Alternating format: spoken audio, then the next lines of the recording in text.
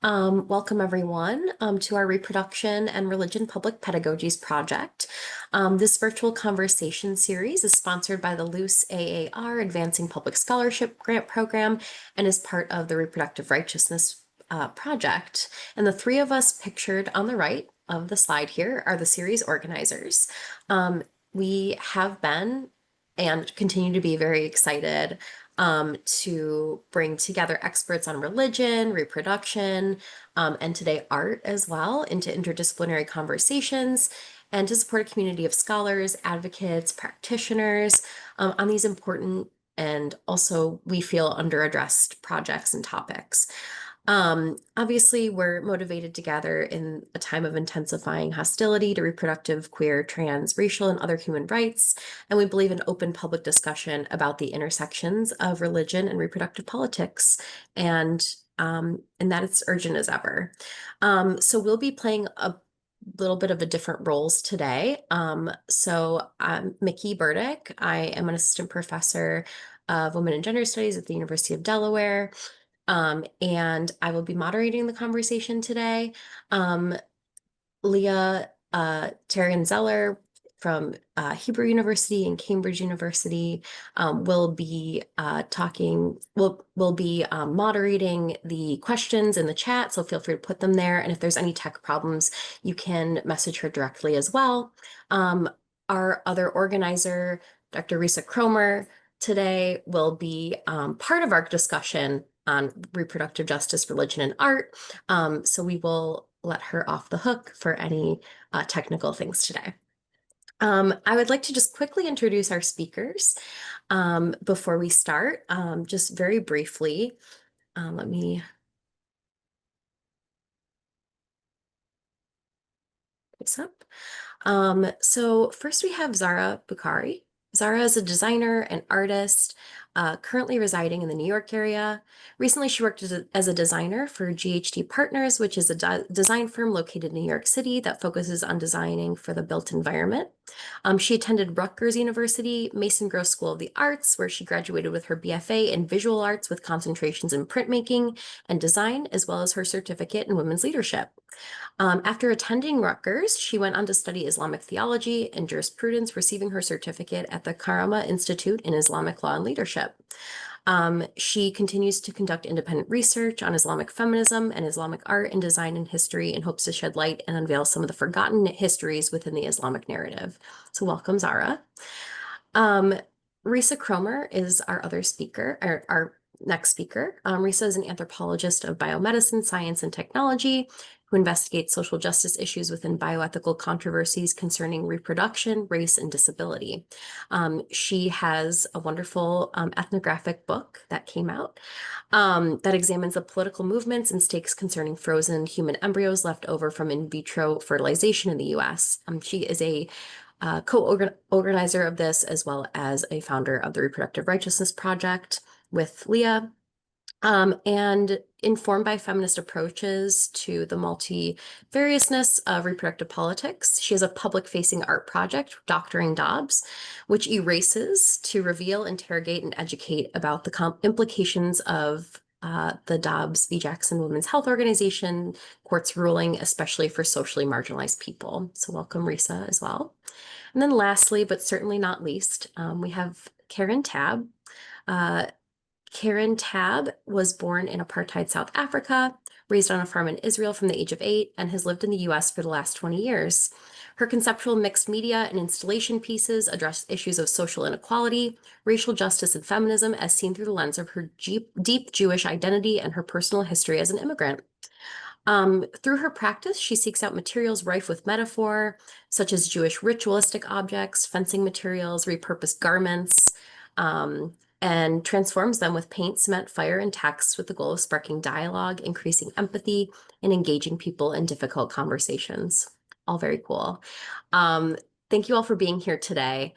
And I will stop sharing our screen. Again, if you have any questions for our speakers today, feel free to put them in the chat. We will have some structured conversation time. And then for the last about half hour of our time today, we will open up for questions from our audience as well as from the speakers to each other.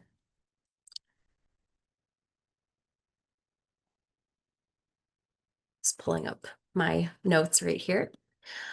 So I'd love to just, I know I gave some brief introductions, very sort of more professional, but I would love to hear a little bit more about yourselves. Can you each describe your particular art and work? And I'd love to start with Caron, and then we can kind of go from there. Hi, everybody. Good to see some familiar faces here. I came to art very late in life. In fact, it's a third career for me. I started out, as far as I can remember, in nonprofit work, and primarily in the areas of community building, capacity development, and organizing from a very young age. But I think at the core of it was, and this came later to me in life, was being born in apartheid South Africa. I think it informs a lot of how I view the world and impacts my art. So I spent the majority of my career in the nonprofit world, both in the Jewish community and then shortly before we moved to Boston about 15 years ago in the unhoused community, working with unhoused children, providing clothes and shoes for them for school. As it turns out, one of the biggest barriers for school attendance is appropriate clothing. So that was, I spent a lot of time in various homeless shelters and working with families who are facing homelessness. And then a sudden move to Boston from the Bay Area left me with an identity crisis, trying to figure out what I was going to do when I grew up. And I stumbled on an art class here in the Boston area and haven't looked back. Something about the moment in time and I guess some form of readiness was at the nexus of what sparked this new iteration of me. I started as a painter and moved very quickly off the flat surface. What became very apparent to me is that growing up on a farm and using unconventional materials was really easy for me. Chicken wire. I grew up collecting eggs from chickens every day after school. And so chicken wire was a very familiar material, but so is dirt and cement. And most recently, I've come almost full circle to very soft materials, using a lot of fiber in my work. And I think that is an attempt to reclaim feminism for me in a way that makes what we think of women's craft, generational women's craft, reclaiming it as a form of empowerment. And so a lot of my work right now is in fiber. And deeply rooted in my Jewish tradition. In fact, for my upcoming 60th birthday, I'm gifting myself a bat mitzvah, which is a traditional ceremony for girls. I never had one. And so for me, the idea of learning how to sing my Torah, the history of my people, has become a quest as a way for me to reclaim, both to own, reclaim, and make meaning of my deep Jewish identity. So here I am. This is my studio. That's incredible. Yeah, thank you so much, Caron. Zahra, would you like to go next and introduce yourself and tell us a little bit about your work? Yeah, sure. Hi everyone, I'm Zahra. I am currently a designer at a transformation consulting firm, but that is just one small part of my identity. I'm trying to manifest that. I'm not just my job. As Mickey shared earlier, I had studied graphic design and printmaking for my bachelor's degree, and then went on to study for my master's design and social innovation. Um, and both of those experiences really helped me inform what my practice looks like as a visual and experience designer. But I think more importantly, what informed that practice is my lived experience as a Muslim South Asian woman. I the project that I'll probably be referencing a lot today is my thesis work from my master's called Sultana's Dreamers. That was work that I feel my whole life had kind of been working up to because what I was doing was examining the tension that a lot of daughters of immigrants, of South Asian immigrants who are living in America feel when they are trying to establish and create a sense of self living here in America while they're also feeling that sense of home that can feel so very far away. And so that was, again, like I said, informed by my own experience of, constantly being aware of my body, and being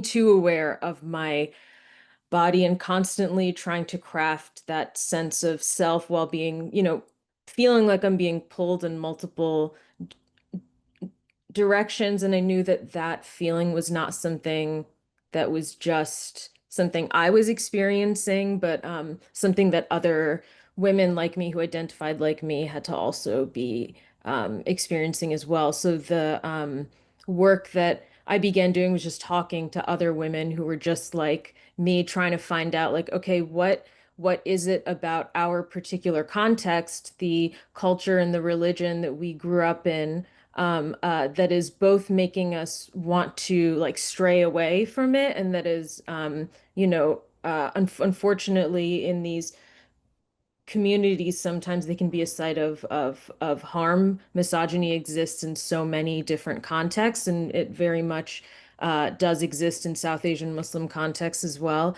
And so, but there was still this urge for us to like want to connect to our culture, and that was, as I started to talk to women, I was realizing that the main way in which we actually uh, actively connect with our cultures through arts and through making and through creativity.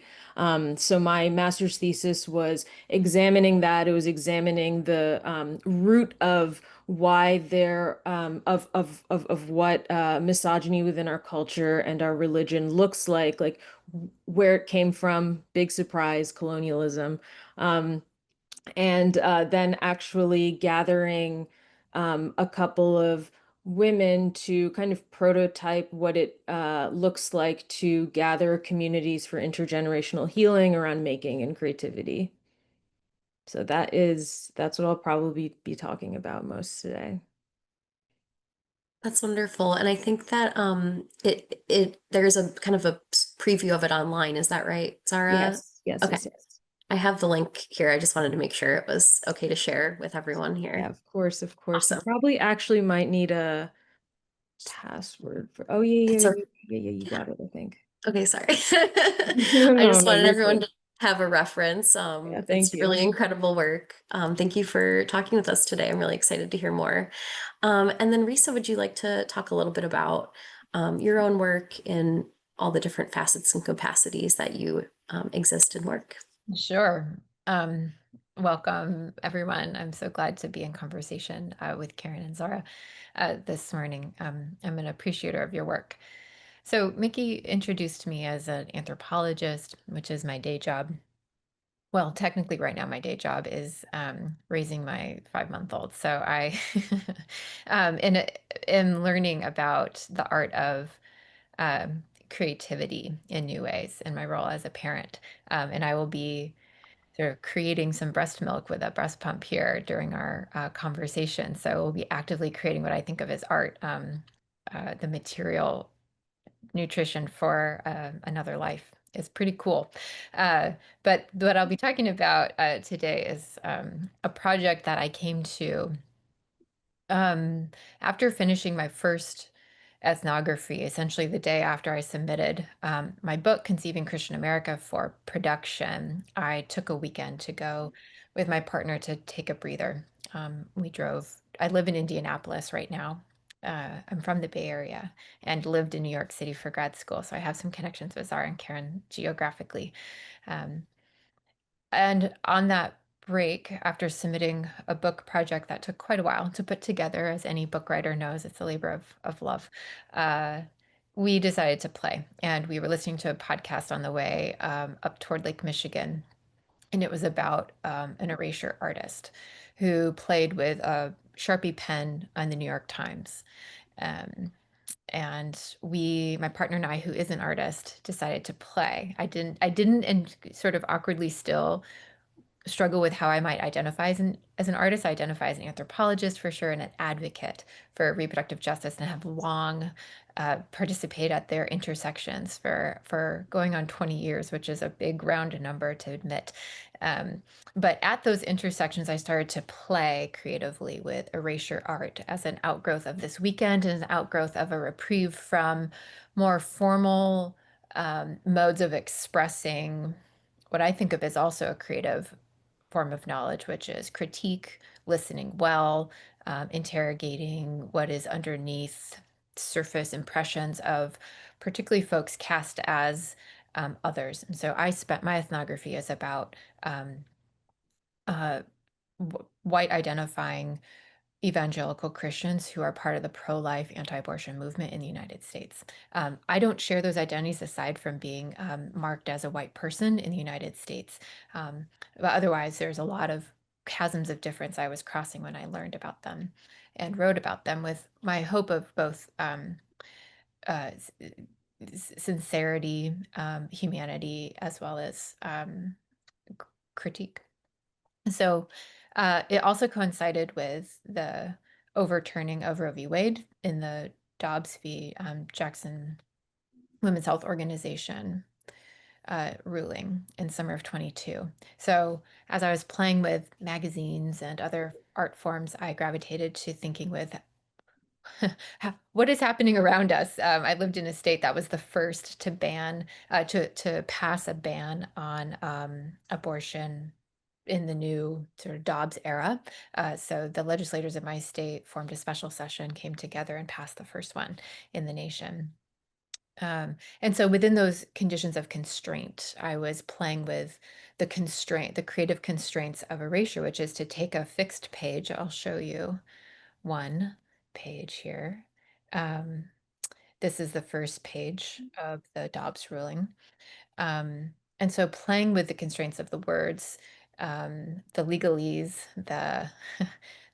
of course, the effect of what these words do. I erased away the majority of the words to find some other messages within them.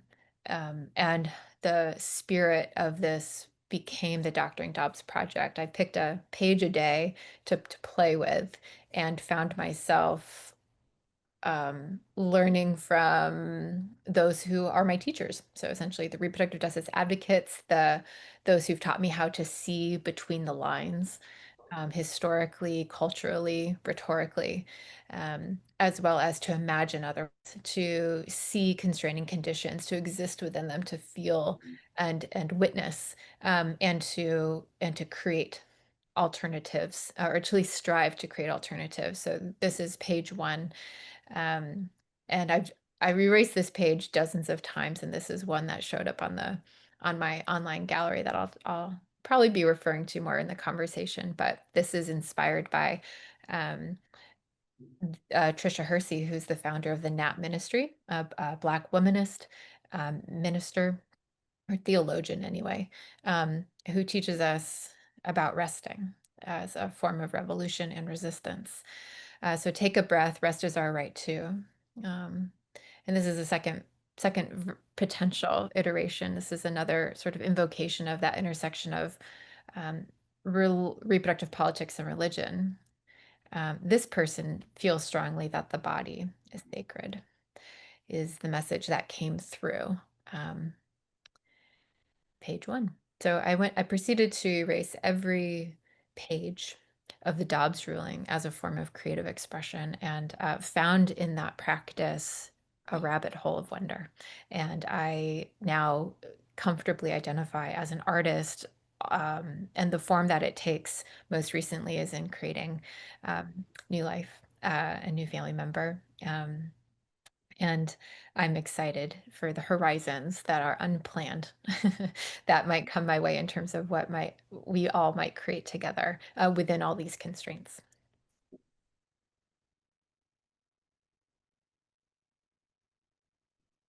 It's incredible. I'm really inspired by all of your work. Thank you so much. I am curious, how I know this is a very large question, so feel free to kind of take it and think, and then also, just answer an aspect of it. But I'm curious how you see your work speaking to sort of current political climates today, locally and globally. Obviously, some projects are more sort of overtly political, quote unquote, than others, right? But how do you see your work speaking to sort of dialogues, current political climates today? Especially, in the context of the series of reproductive politics or religion or just broadly. And anyone is welcome to start. Feel free to mull that over for a moment as well. I know there's a lot going on in the world, so.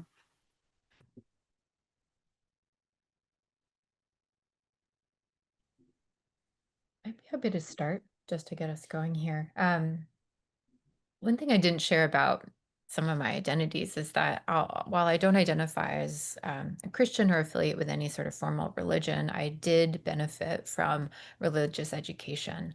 And I say benefit because I had a sort of feminist version of it at an all-girl Catholic high school, which I opted to go to as a youngster in San Jose, California.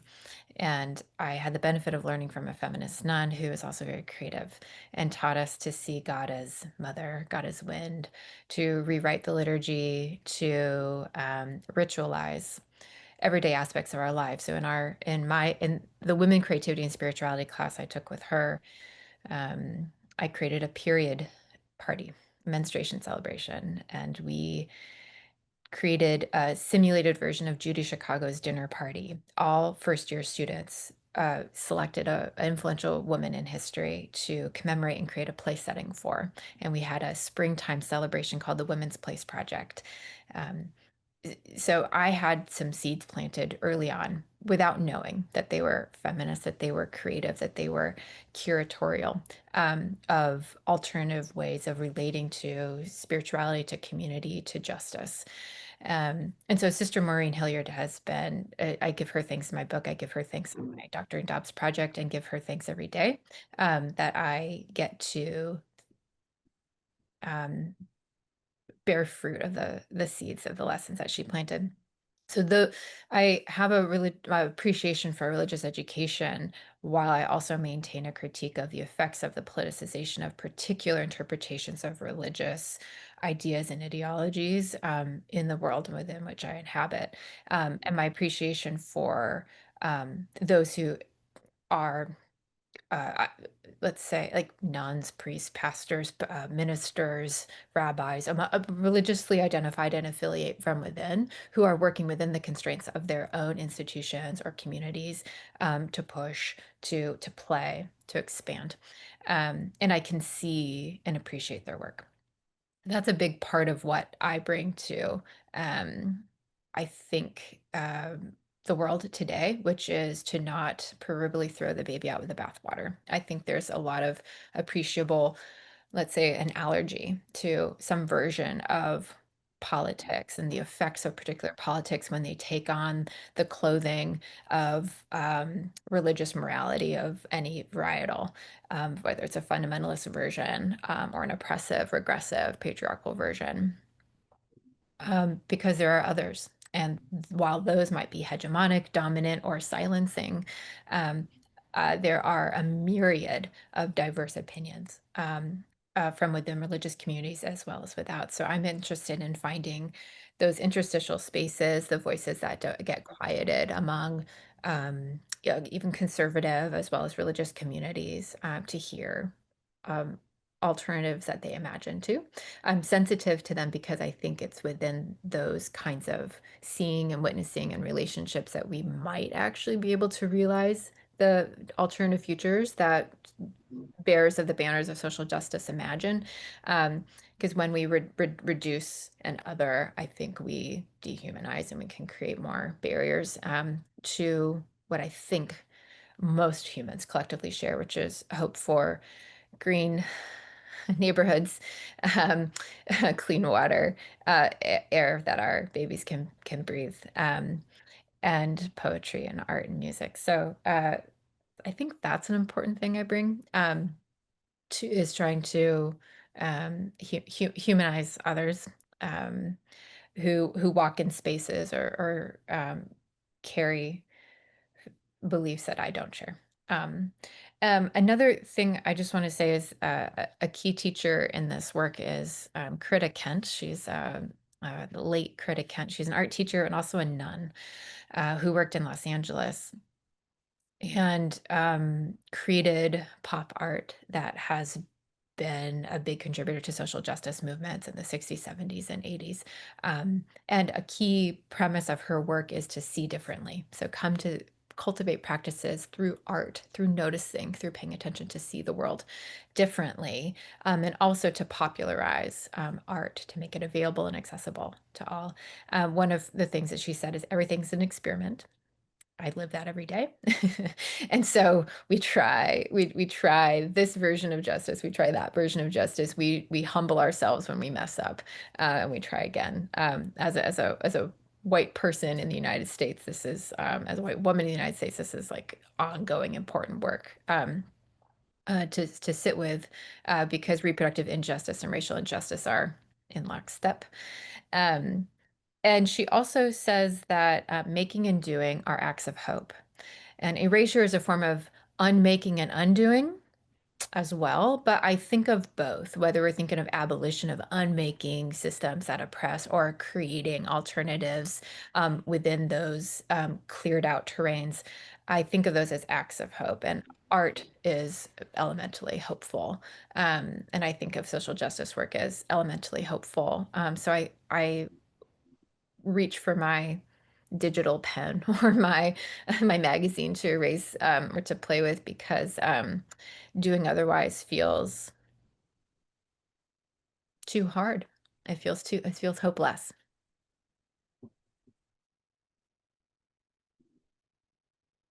I can go next. Thank you, Risa. And Mickey, I'm trying to keep the question in my head, but I guarantee I'm gonna go off on like a It's tirade. okay. Honestly, Tell me to reel it in. this whole thing is just to kind of talk about what we all want to talk about, and you all have really wonderful things to say. So I'm happy to take it in any direction you'd like. Yeah. Perfect. I think particularly for Muslim women, the issue of current political climate, both locally and globally, is something that we've always kept in mind, whether we wanted to or not. If you just look at what is going on across the globe to Muslims and Muslim communities around the world, from the persecution of Muslims, of Uyghur Muslims in China, to the genocide in Myanmar, very recently the genocide of Muslim Bosnians, the largest forced migration of people from India to Pakistan.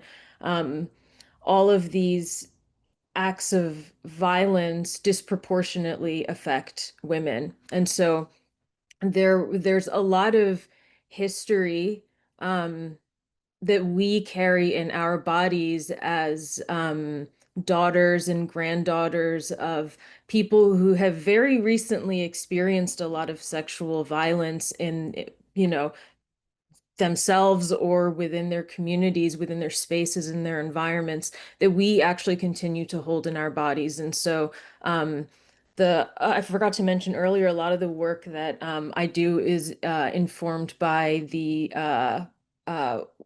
work in the book My Grandmother's Hands, which is like one of my favorite books. I can drop the link in here after I'm done speaking, but it's about how for a lot of Black and Brown families, the physical violence that was experienced by our ancestors has actually translated into behaviors and customs that our people have adopted and are like masked by this idea of like, oh, it being a culture or custom. And so a lot of these customs end up being very misogynist. And so we really hold on tightly to some of these things. And I'll speak now specifically just from like a South Asian perspective, although this narrative fits many other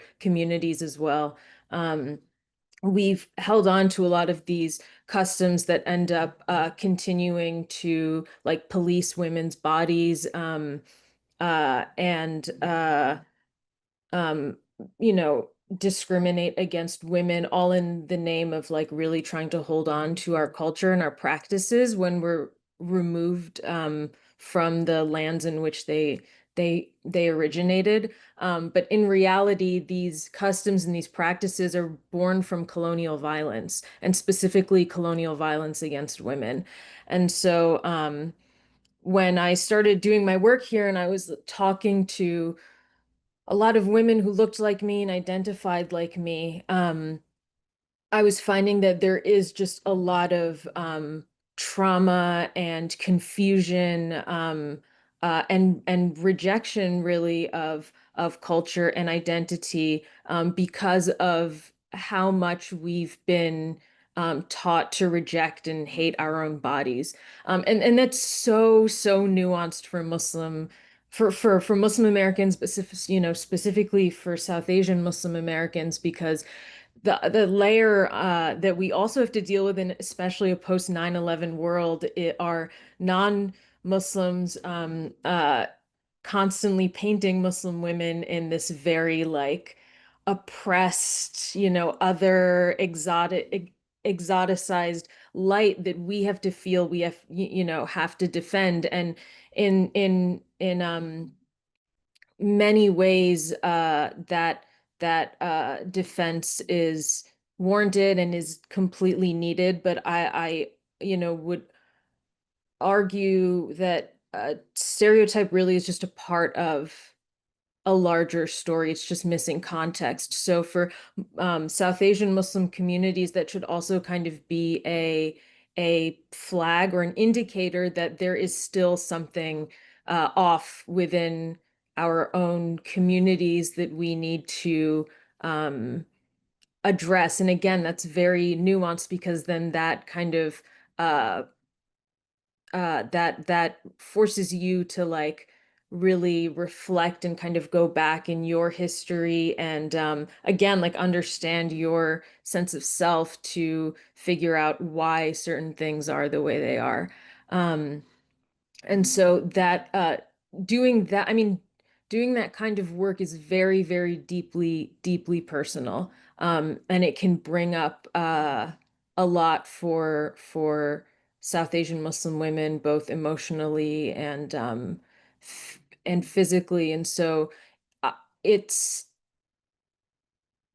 I don't, like take that the phenomenon, I guess, and attribute it to like what's going on now, because I feel like it's just been going on and on and on. Um, and I think that now we're just presented as South Asian Muslim Americans, we're presented with an opportunity at this point to really try to reflect and create the kinds of communities here that are still connected to where we come from, but are linked and reflective of like who we also need to be and want to be as women.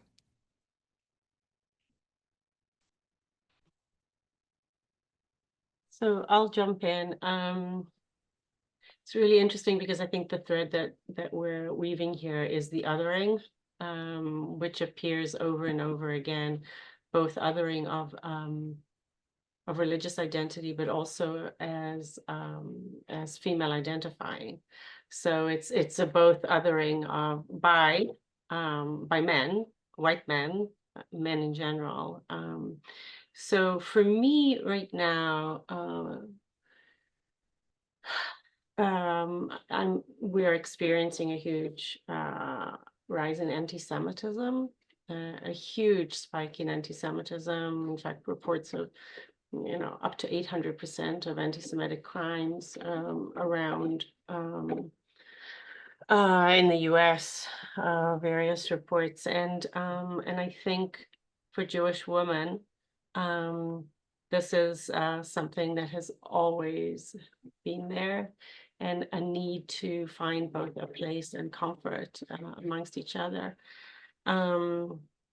And for me, there's a sense of my work trying to open up a way to be, to show both who I am and to be accepted for what I am. And I think that is true of women in general, female identifying, around issues of reproductive justice, this idea that I can own my own body and make decisions for myself. And I think by being othered, which is what is happening for us, there's a compounded impact there of both religiosity as well as gender. And so when I think about how my work has evolved into this idea of this piece behind me is basically a Torah scroll that I made for a show that was at Brandeis that addressed this issue of faith and reproductive justice. And in my Torah, in my Bible, there is not only permission, but at times an imperative for a woman to have choice over her body. And so how does this go all the way back to the time, the beginning of time? And I wonder, and I don't know if you can see, but at the top of it, or on top of the finials, which is actually what rules the Torah, is barbed wire. And I go back to what you said, Risa, about taking religion to a place where it shouldn't go, which is extremism, beyond the spirituality, beyond the element of what it offers me as a person, as a human, but taking it to the othering. And I think that we run the risk of religion doing that to us as people. And so that's kind of where my work intersects what we're seeing right now. In fact, I just had a show that came down, and I'm looking at the word in Hebrew, which is chesed. The word chesed, there is no actual translation to it in English, but it's somewhere between compassion and acts of loving kindness. And I feel like at the intersection of extreme religion, we've lost that. We've lost, and it comes back to the othering. And in fact, I did what you're not supposed to do in Judaism, which is have a tattoo put on my body. And I actually wrote that word chesed behind my heart so that I never forget that that is basically the driving force. Because when we approach life from a place of acts of loving kindness or compassion, I believe we can achieve a different outcome. And so for me, that has become a driving force both in my art and in my life. And I think that's the opposite of the othering, and where I would like to see and go.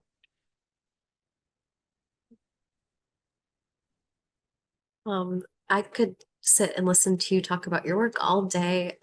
It's really incredible.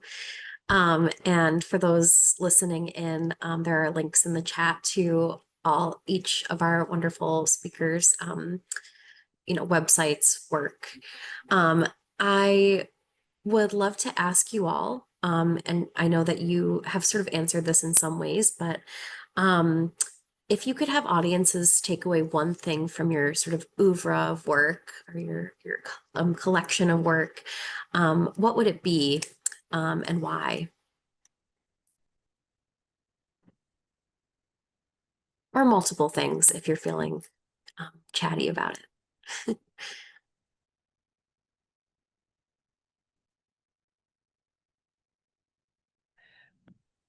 I'm feeling chatty about it. A few bullet points because I'm a teacher too. So bringing these kinds of play experiences that I gravitated to in my own life and work was instructive, was instructive for me. And it's a sort of opportunity to extend it into the classroom. So let's do it. The sort of social classroom. But some things that I would love people to take away from some of my work is pleasure. So the pleasure I experienced in my professional world playing outside the bounds of any kind of space of reward. So they're like, I was not remunerated for this project. I got no professional or social gold stars. It was a space of pure play with no agenda. And I worked very hard once I found like, wow, what a wellspring of fun for me to protect it. I was like, I don't want to publish on this. I don't want to extract from it, operationalize it for professional ends. What is here when I just maintain a safe container for play? And safety is elemental for creative play. It's elemental for pleasure, frankly. I mean, this is how intimate relationships are forged, or how do we create safety so that we can play together? And I found that in playing with an eraser. So an offering back to others, like when finding oneself in like creative um, doldrums, wondering what's the answer to your question of how do I create feelings of safety so that I might touch into what feels playful, and how do I take the guardrails down of what do I make of this in that real capitalist extractive way. We all inhabit different kinds of roles, and there's a sort of pressure, especially as in academia, to kind of multitask the purpose of anything. And there's something resistant I find about art and creative expression to those forms of extraction where it's kind of like, I don't want to form fit into a resume line. And so I I found a lot of pleasure in um, taking off my well-worn thinking cap of like, how do I make this useful and just do it. And I find that it's actually very therapeutic. So I will erase to explore how I'm feeling. It's sort of like, oh, turns out that's a theme in my subconscious, or and I didn't know. I think I just want to say like there's a lot of not knowing even as I moved forward in the darkness, and it revealed. And there's a sort of inner light and trust that was basically like, this feels good. This is intriguing. I'm curious enough to keep going, even though I don't have a roadmap. The compass is frankly just me, and I have no idea what's at the end or what's beyond. And this continues to be true for this project in some of these spaces of play. And it was such a profound teaching experience for me to not proscribe what it was that needed to happen. I think life can create pressure where it's like, know the answer before you frankly write the question and explore what could be the varieties of answers. So that's something that was more of an experiential takeaway. And making and doing it can be very low stakes. There doesn't have to be an end for it to be worthwhile. Throwing away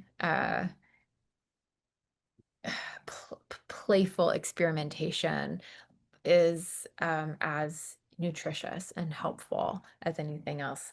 I also think like other kinds of that's a kind of practice. I want to say that's been helpful for me is like not knowing where we're going, but finding what feels energizing and leaning in. I think that that has also helped me within other sort of more literal forms of constraint. So I've been playing very literally within constraints to try to see, hear, notice, and voice something alternative. The world is very much constraint of varying kinds. Regardless of where we sit within the intersection of various social hierarchies, we all feel them, including the 24-hour day. We don't many of us wish we had more hours in our day. And I think there's something expanding in playing with creative constraints. A number of artists I've learned from have found that it's not the sort of cereal aisle of all optionality that can make us feel generative, but that the limitations are what can squeeze out some of the most interesting, the most adjacent and otherwise ideas. So wherever we find or you find your constraining conditions, there might be something beautiful awaiting you when you play with them or allow them to squeeze something otherwise out. And so thinking with constraining conditions as opportunity, as potentiality, changed the way I think about systemic oppression.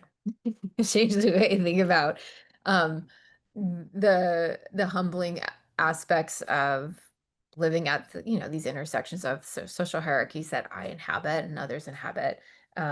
It can feel immobilizing to be like, oh, there's nothing I can do. Like, what? Perhaps there is. Perhaps there is.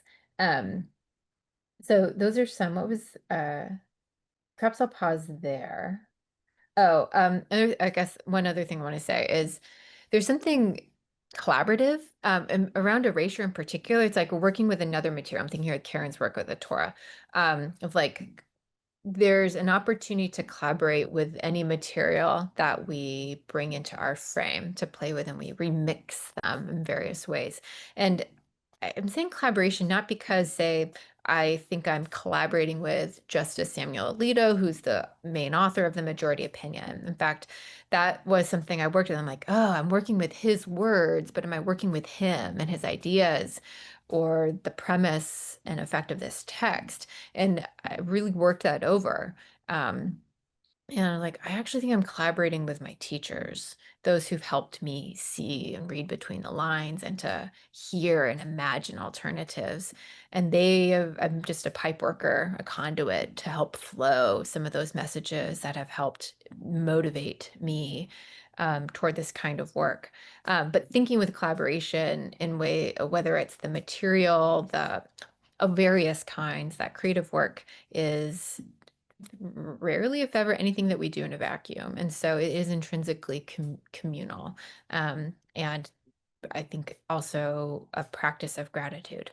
And I find in that something that can help make worlds when we can, thank the people who planted the seeds of potentiality for us to imagine this way or to pick up this material or to be fired up by particular harms. So those are some of the takeaways I've had from this experience I wanted to offer as like way unexpected, did not know they were coming, and have become part of my own like way of just being in the world that I am excited about. I'll jump in. So I never planned on being an artist. Never thought, just like Risa, came at it from a sideways. But it has become a way of thinking and living and being in the world, because I think that there's something about the creative process versus the creative outcome that enables a different way of experiencing the world. I see the cracks in the asphalt when I walk out on the street they become part of the painting of my everyday life.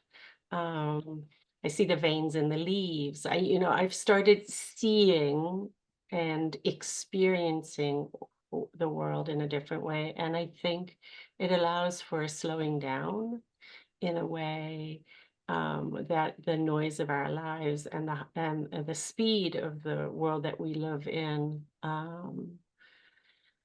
can overpower. And so some of the takeaways is look at the cracks in the asphalt, watch for the unexpected, look deeply. And so there are mornings, we have a daily prayer that some people say in the Jewish tradition when you wake up in the morning, which is gratitude for being alive, for breathing air, for allowing ourselves to open our eyes. It's not obvious. Not everybody does every day wake up. And so there's a deep practice of gratitude and that comes from having an able body, even though I'm after a knee surgery, and able hands, the freedom, the luxury to create. And I think that there's a deep sense of beauty in that. And it's only when we slow down to breathe that we're able to, I feel, access that. And so for me, that's been a huge gift, stepping out of the fast lane to be able to be in that place of spiritual nourishment, which I feel we all need today. And I think what you said about collaborations, Risa, is so important because I'm not sure that it's collaborations for me as much as it is interpretation. The luxury of being able to interpret the words of the Torah, which I very often disagree with on the face of it, because they are so misogynistic, because they come at us from such a place of these hierarchical places that we find ourselves in. But I have this incredible freedom, perhaps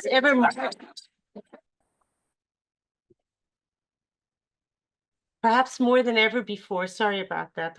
I have two studio dogs that spend their days with me. But I also feel that we find ourselves in this dichotomy. We have the most freedom we've ever had before. We have the most monetary, for many of us. Okay, reframe.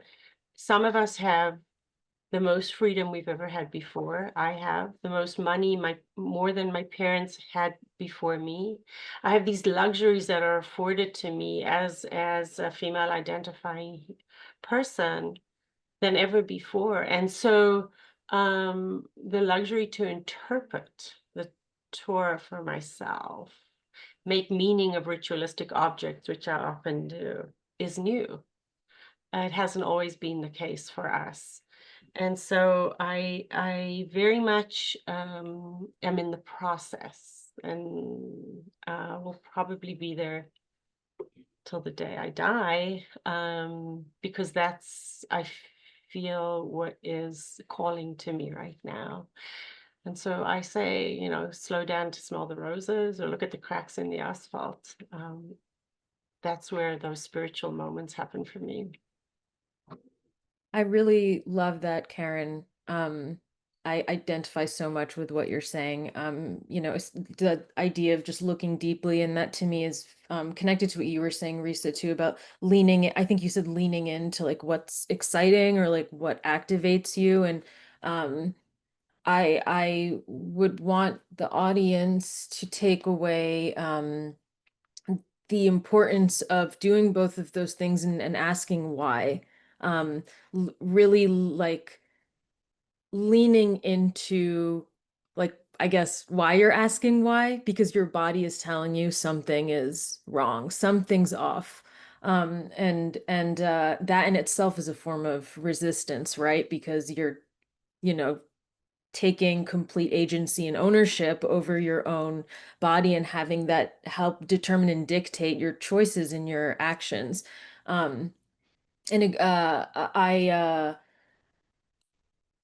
I I think for a lot of my life, I tried to reject some of that because asking why can get you into trouble sometimes. Um, but it's, I think, or get you into uncomfortable situations. But I actually believe that, if the situation is safe, then it's important to be in those uncomfortable situations because that, I think, is where a lot of the opportunity is for you to share your viewpoint. Um, it was reminding me of I guess a good example of this is so when I was a sophomore in college, I was sexually assaulted by another Muslim man. And I was very comfortable telling my white friends about it. Um, and I was keeping it like such a secret from like my parents, from my own community, from my family. And I felt this tension of like, okay, why am I like comfortable only telling white people about this? Like my um white women friends who it seemed like they had a better grasp of like reproductive rights and just like more knowledge and like agency and know-how as to like how you navigate these types of situations. But the more I would lean on them for advice, the more I was realizing, okay, this advice isn't for me, actually. This isn't for a daughter of immigrants. Like, I can't just go start talking back to my parents like that. I'm not about to do that. I'm not about to cut my parents off from, you know, from, a very collectivist and communal family that I grew up in, that a lot of South Asian Muslim Americans grow up in. So how do I navigate this situation now and stay true to like what I feel in my gut is right, which is continuing to, develop a relationship with my family, but be honest with them. And that is so uncomfortable because you're really carving like a new path out. And I'm, asking myself, okay, why is this the case? Why is this the case? And so that actually, that experience for me is what catapulted me into like doing research around like seth- sexual ethics in Islam. This is like one of my favorite books. She's doing amazing Islamic scholarship work around Muslim women's rights and their bodies for Muslim women. And so I started doing some research on this because I'm like, okay, if Islam preaches peace, if Islam actually protects women's rights, where is that? Like, where does it say that? And where's the disconnect? Where did that get lost? And so that was a result of me asking why, and putting myself in these situations of like, okay, I'm gonna start to read a lot of books. And then when I'm having a conversation with a friend or with a family member, I can actually back it up. I can talk about how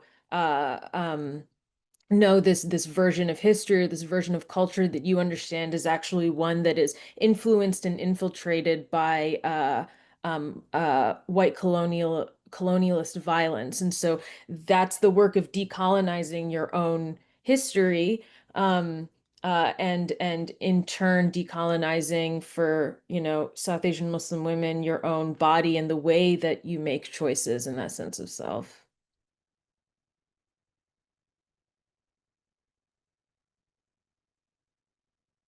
Thank you all so much for sharing.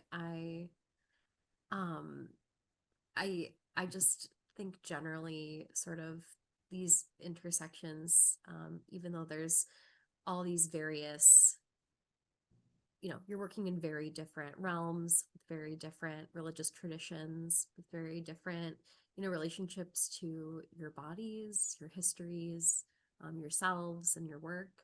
And I'm incredibly grateful to hear sort of how you're all overlapping in these ways. So thank you so much for all of your sharing. this is the time where I will open it up to audience questions. I do have more questions for you all, and have come up with more as you've been talking, because I could listen to you all talk all day about your individual and collective projects. But I will take a few minutes to open it up to the audience if anyone has any questions.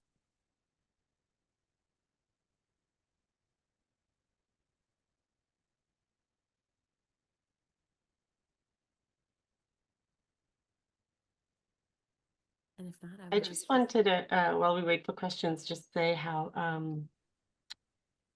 I'm struck over and over again when I'm in these conversations, how much we share versus how much divides us, no matter what religious perspective we come from. And I think it's really the power is in reclaiming those similarities. And Zahra, you talk about how Islam sometimes people take it to a place, and the same thing happens in Judaism, and the same thing happens, I believe, in Christianity too. And I think that there's a power in the feminist gaze. We talk a lot about the feminist gaze or the male gaze in art, but reclaiming that feminist gaze of what unites us versus what divides us, and using that as our power. It is a secret power. So I think it's another takeaway, if I had one, to offer us as a collective of different individuals that share deep common thread.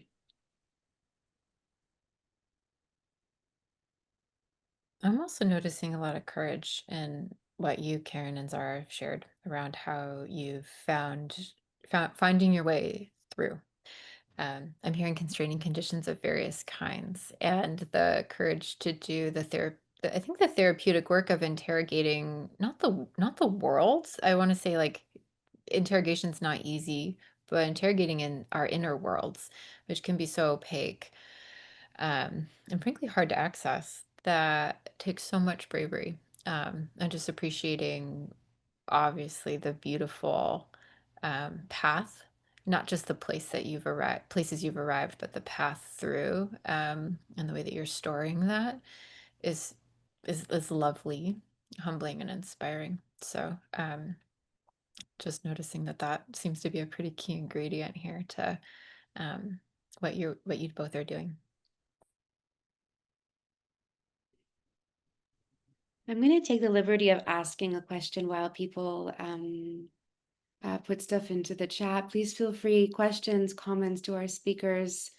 I've learned so much from all three of you today. You've really given me so many gifts. So I want to start with just thanking all three of you. Really, so deeply. And I wanted to ask a little bit about imagination. I mean, out of all of the things that you were speaking about, the courage, the hope, the making, the unmaking, the seeing the cracks, and also this kind of negotiation between pasts and future. That's why I'm asking about imagination, alternative imaginations. Risa, you were speaking a little bit about it, Caron, you as well, and Zahra. I was thinking also that one of the reasons that we invited you was because of your piece, Sultana's Dreamers, and I was thinking also about dream as a form of imagination. So I also wanted to ask a little bit about the temporality of this and art and imagination, and what that can do for us at this moment in time, where I'm listening to all of you and I feel like, God, we've been in such a terrible thing for such a long time. And I don't know, I keep on feeling it keeps on getting worse, and definitely where I live, it keeps on getting worse. But how can your art help us imagine better, and expand when it feels like there ain't much more to go or do, etc.? So I'd love to hear about that from you, if that works. Yeah. Thank you for that question. I saw Risa and Caron also like nodding, and I'm like, yeah, this is a good one. There's a lot to say here. I think it requires vulnerability. I think a lot of artists and creative people can relate to daydreaming and imagining. I used to get in trouble for that a lot in school, just not paying attention, just kind of like staring out the window. Um, what it what making and creating require you to do is, if you're doing it well, it's a reflection of yourself. Um, it's who you are, and that requires a level of vulnerability that you are willing to share with people. I think sometimes you feel a little silly sometimes when you're imagining, especially when you're, dreaming about what a future could look like. You kind of have to put yourself out there a little bit, and maybe people won't take you seriously for a second.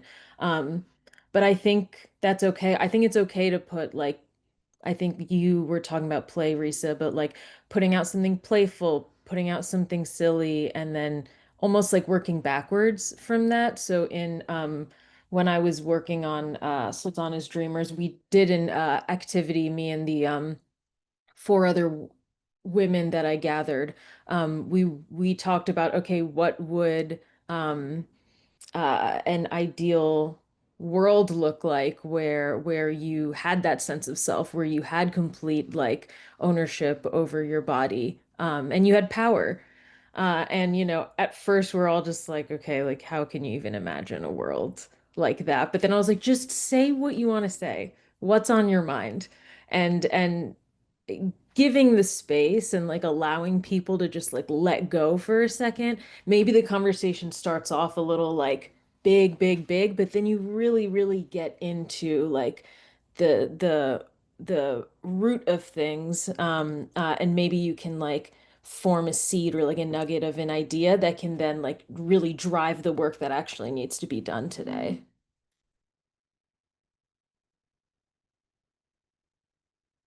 I'll add to that I think one of the things that is the most scary for me as an artist is a blank canvas. And I think, I think that's perhaps true for many artists, is like, where do you start? And what can you imagine? For me, there is a sense of urgency. And I want to say, I appreciate the idea of playfulness. I think the process is playful, but the urgency of the message, and for me, is ever present. I feel like, particularly, and maybe this is because of my age, and maybe it's because, I'm staring at the last third of my life, and I think a lot about my own mortality, not in terms of how because I'm dying, but because it informs my life and how I want to live. And I feel like I have all these gifts, and what am I going to do with them? Like, I have X amount of days on this planet, and so I have to use what it is that I have. Once before, it was my social work in the world, as in the nonprofit world, and now it's my art. It's my art as a tool for conversation. And that's where I'm imagining the future. I mean, just look at this Zoom room.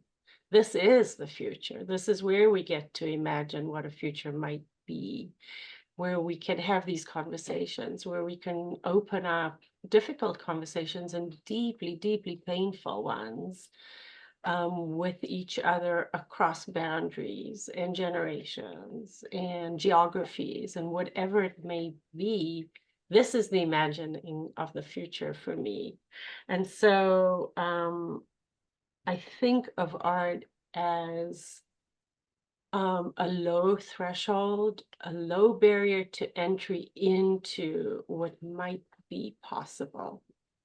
And that's my imagination.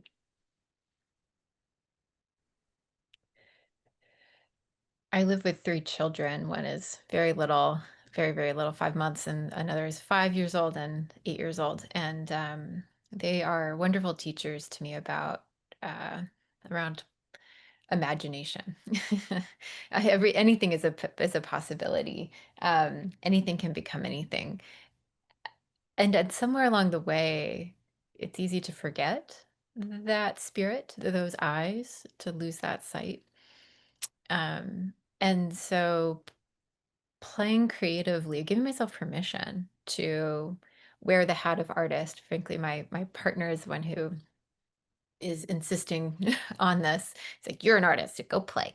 Um, uh, Creates more return to that sensibility of like, this child rattle can be a microphone. It could be a dumbbell. It could, we can do anything here. Um, and I don't know that I think the thing about imagination that is I'm coming to learn is like, it's not about sort of like having the vision. It's about the process of exploring. So it's not like the place, but it's the practice, the process. And that can be revelatory. And a lot of the practice feels very murky, in darkness, and will remain opaque to me. And that also feels a bit like a metaphor for life. So like, why are we here? What are we doing? It's like, I have no idea, but I'm still gonna keep putting tomato plants in my garden and trying to meet my neighbor, these kinds of things. So I find that the mystery of moving toward whatever might be a better alternative, or just an alternative, frankly, as the work, not arriving. And I found that coming through a lot in some of the messages that were finding their way through the erasure poems. I wanted to, it's sort of like not lost on me that the last page, sort of the last dozen or so pages, I started ramping up toward a kind of like, okay, it has been so ordered. How do we exist within a differently ordered world? And this is the final erasure. This is we dream. And picked that word dream was not in. We was all throughout, but the word dream was not. Had to really create some different words within the constraints. So it was a bit of a surprise to find the possibility of dreaming within such a disordering resolution. And what was this one up here? Yeah, abortion is in our hands. There's just a return to a sense of collective we, that I think inspirits the practice, inspirits the journey, even if we don't know where we're headed, or frankly, who is all the we that we're doing it with. But having questions but not solid answers might be part of the discomfort and the vulnerability that a lot of creative folk I learned from engage with.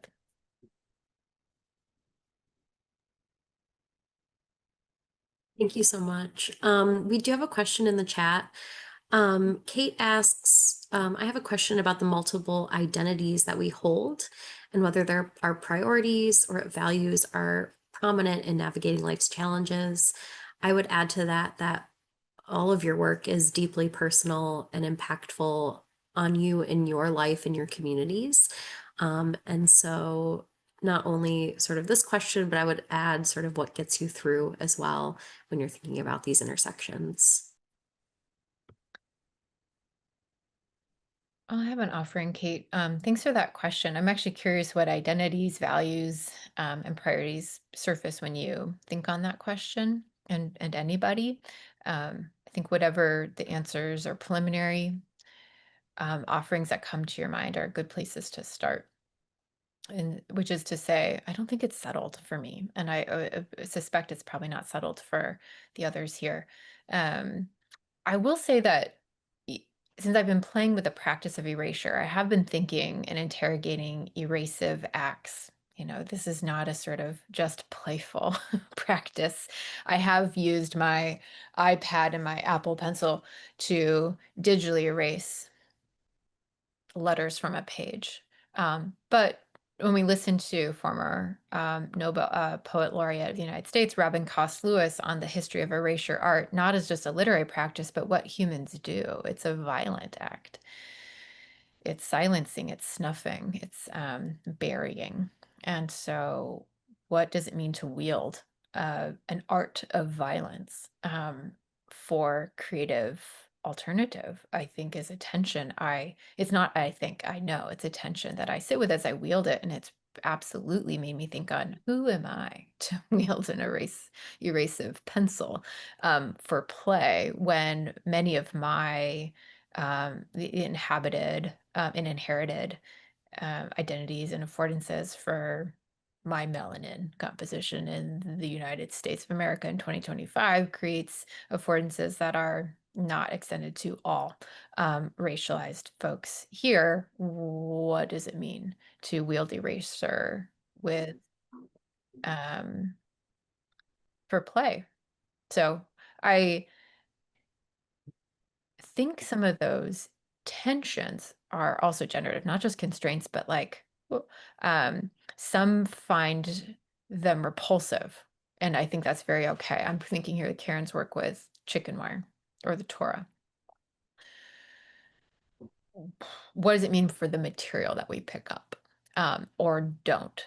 There are values and ethics and politics in that. And I just want to offer like some of the work that I do is not neutral. And I don't wish to suggest that like all can pick up or play without harmful effect, and bearing responsibility for those effects, I think, is a part of how we be well together.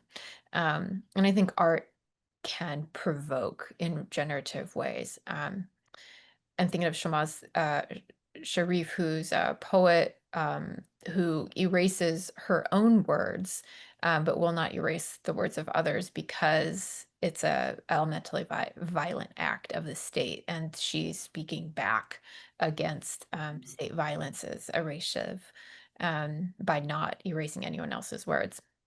And I find that political position and a creative position inspiring and useful. And I've opted to wield it for different reasons and purposes. And some of those kinds of answers to those questions are how I've puzzled through my identities and priorities and values and what I wish to teach as well as learn along the way. And I think this is kind of a very personal kind of decision process that each of us kind of go through.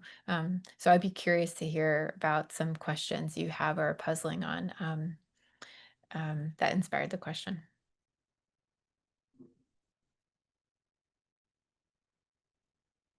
You want me to answer that? Did you mean that? Okay.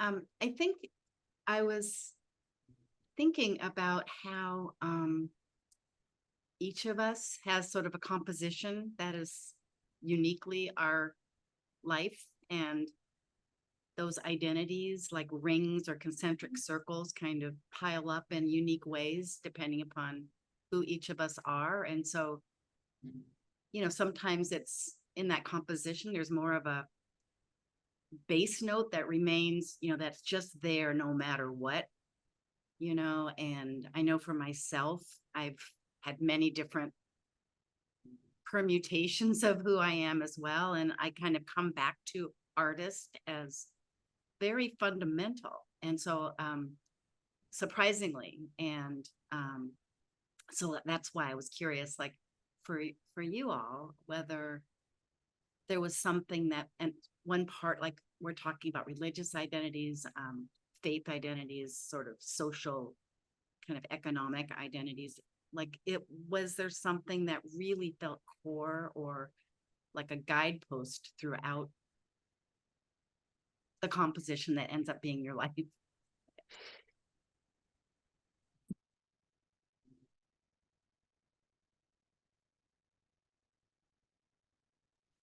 Kate, I think that's such an incredible question. I'm going to spend a good week thinking about that because every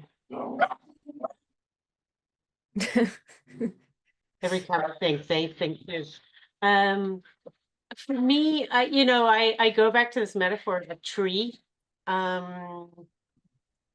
There's like this trunk, this huge trunk that has all these things contained within it, but from it grows so many things and branches, and they come down to that one trunk, and I don't know what if there is actually just one thing, and I don't know how I would even define what would be in there. I think so much of it is epigenetics, like things that were handed down to me that I don't even know about, that I'm still figuring out, whether it be in through my art or through reading a novel, or there's a revelatory process that happens to me almost every single day. I don't know what it is, and I don't know if it's one thing at any time. I do believe that there are core pillars, but I think I'm also opening to discovering more of them. And I think that's also part of the creative process, is trying to figure out what they are and how they inform what I know or don't know yet about those identities. I think that's the joy of everyday learning. Yeah.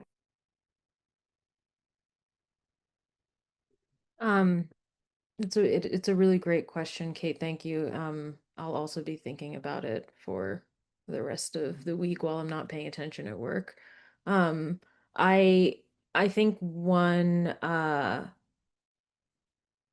thing that I have just like kept in my heart, I guess, as I, grapple with this idea. I think a lot of Muslims can maybe relate to this, but Muslims believe that the first like word or verse of the Quran that was revealed was the word read. Um, and I actually, the way that I think about that is in the context of my mom. My mom's a professor of Islamic law and jurisprudence, and she has always taught us to read and that knowledge is power. And so I'll give an example. It's kind of silly, I guess, but not. For the biggest argument I always had with my parents was like what I was going to wear to the beach. What swimsuit was I going to wear? My mom grew up here in she grew up in New Jersey. She immigrated here when she was like 2 years old. And so she basically grew up here, and she grew up in a practicing Muslim household. And she was like, yeah, growing up, I didn't know what to wear because my mom like was like, you have to be completely covered. Which is interesting because my mom's mom converted to Islam, and she's white, and it's like there's just a lot of intersecting uh, identities that go into this. And so when we were growing up, my mom was like, okay, we still want to keep our like Muslim like tradition and custom of modesty. So, but obviously you're going to wear something like a swimsuit to the beach. But she would buy me and my siblings the at this point they weren't making it for women yet, but just like board shorts and a rash guard. And I hated that so much. I was like, if anything, this is attracting more attention on the beach. Second of all, I'm not sh shaped like a traditional male, okay? I got some curves. And so when you put like those clothes on me, like I am not comfortable. I'm not happy. I'm gonna argue with you the entire time. Um, and so as I, kind of grew out of that phase of my life, and I moved out, and I was like gonna go to the beach with my friends, I was like, okay, what do I wear now? Like I have choice now. Like I can choose to wear what everyone else around me is wearing, which I guess on the other extreme would be a bikini. And I was like, but am I actually comfortable with that? So what I did was I just like tried to read and like surface a lot of knowledge around like where the history of like swimsuits and modesty actually came from, within like traditional American context, and white context versus um, uh, like Indian, Pakistani, Muslim context as well. And uh, I think the process of that, what that illuminated for me was I just wanted to be someone who was comfortable in my own skin, in my own body. In order for me to do that, I wanted to make the most informed decision that I could. And so I think the key to that when you're kind of grappling with and trying to, understand what all these identities are that you hold, is just educating yourself on what that actually like means to you, where a lot of these customs and traditions actually come from. And then you can then make the choice from all of these different options as to like what actually resonates with you most. That process in itself is you figuring out who you are, you being vulnerable with yourself, and then again, you're going to end up making an informed choice that really speaks to who you are and expresses that sense of self. I love that swimsuit story. I could keep talking about it.